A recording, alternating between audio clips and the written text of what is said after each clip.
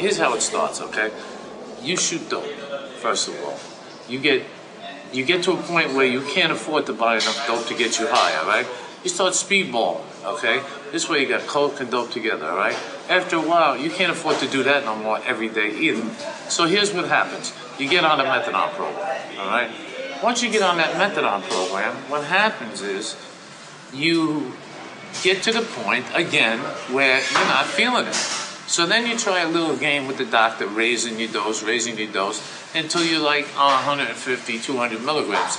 Even to double your dose, 300 milligrams, 150 twice, does not get you high. So what does the average dopamine do? He goes out and buys a benzodiazepam, which happens to have a reaction with the methadone. Now, when that reaction occurs, it puts you into a state of relaxation, nodding, and so on and so forth. And the more benzos you take, which are very cheap compared to buying a bag of dope and stuff, you continue to use it. By the time someone has gone from heroin to speedballs, methadone, and prescription drugs, the magic is over. The fantasy now is what other people might call a routine day. Maybe waking up, drinking a cup of coffee, and not thinking about getting high. Imagine a place where the most ordinary day of the life that you know was a fantasy.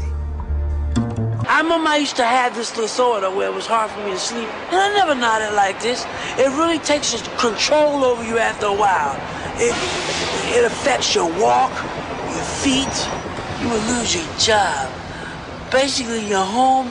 Let me tell you something. When you work hard in the streets, when you go home, kids, home is your paradise. I don't care if you only got 2 nickels to rub together. You got love and you got 3 kids. That is your powerhouse.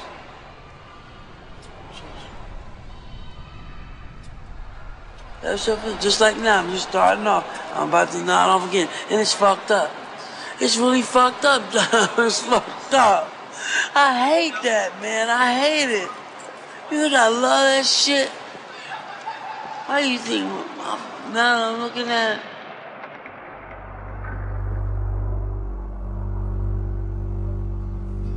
When my wife's sister, Kathy, became a heroin addict, she was totally focused on the drug. Nothing else mattered, and nothing seemed capable of stopping her from using, until the overdose that killed her. So one thing I know is that heroin addiction is work. By the time addicts have needle marks running down their veins, it's become the lousiest job you can imagine. With a boss who's screaming at them from inside their own skulls, and no days off. It's late. You're here after call-off time. You know what I'm saying? I don't want to hear no excuses, please. For today, just let it go and have a seat, please.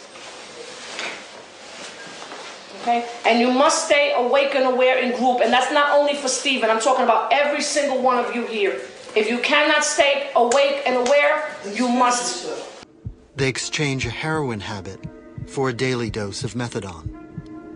Because methadone is a slower acting drug that doesn't produce the extreme highs of heroin, but it does stop the addict from going into withdrawal. And methadone is a synthetic opiate that works on the same brain cells as the heroin itself. So if an addict tries to shoot up on top of the methadone, they don't get high. The opiate receptor sites on the neurons are blocked by the methadone which got there first. Like a key jammed into a lock so that no other key can open it. But there are people that are on 300 milligrams of methadone. Now that's a methadonian. You know why? Because that person walks around like a zombie all day. And when you say, you know, what the hell are you high on? Methadone. You know, and that's it. They're a methadone robot, and that's that. What matters is that you put the time in and you do what it takes to get off meth. And it takes a lot. Don't get me wrong. For somebody who's been on since 1976, like I have, okay, it takes quite a bit, okay? It takes a lot of mental help. It takes a sponsor, somebody to help you and let you know that, you know, hey, guess what? This isn't going to be easy, so you better be ready for the ride of your life, okay? Susie came into the methadone program to get off Vicodin. Before that, she'd had 2 heart attacks from smoking crack. She's only 38 years old. The doctors have just told Susie she's pregnant with twins. She's had kids before, but because of her drug habit, the last 2 children were taken away and put up for adoption. This time, she and her husband Eddie are hoping they can keep the twins, but Eddie got locked up 2 months ago for selling drugs. I mean, I used to love getting high. I love the feeling, I love the sensation. Oh, and the feelings of pills, what the pills does now with the meth, it makes you feel like, to me, because she never did heroin, she was on Vicodin. But to me, it makes it close to a bag of dope. Oh, I just want to get my life back, you know, so I just want to walk on my own and just start a whole new life. That's all I want to do. If you make drug addiction into a story, it could be a pleasure to hear about. The prodigal son comes home. I was lost, but now I'm found. A happy ending.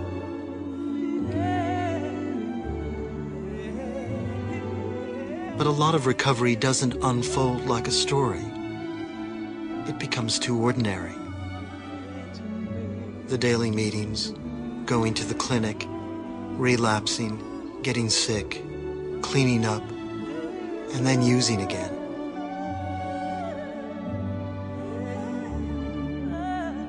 Maybe this is how addiction most resembles a disease, because a lot of diseases don't go away either.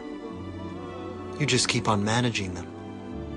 A trip to the doctor, exercise, take your pills, and so on. That's the same kind of story as fighting an addiction. And telling it can take a lifetime. Why is methadone addiction dangerous? Methadone addiction is becoming increasingly more popular these days. As compared to heroin or morphine, it is an extremely cheap drug. The only drug that kills people more than methadone is cocaine. Methadone is available on the black market in both pill and liquid form, and is as addictive as the substances it replaces. Methadone has been used for many years as a replacement for heroin. It is a synthetic opioid that mimics the effects of heroin or morphine, thus helping to reduce or completely remove the cravings that addicts get. It is given on prescription, and each user is placed on a methadone users register. The prescriptions state the dosage and when it is to be taken, and can only be picked up by the user themselves. Methadone produces the same feelings as heroin does: euphoria, warmth, a feeling of detachment, relief from feelings of anxiety, and a reduction in both physical and psychological pain. It also has the effect of slowing down the body and the nervous system. High doses will make a user feel sleepy. Too high and the user will slip into a coma, which usually results in death. The reason that users become addicted to methadone is because of the effects it creates and the cost of it. Why would someone pay out for heroin when they can get the same buzz at a much cheaper price? Long-term users become dependent upon methadone and become tolerant to its effects. This leads to an increase in dosage.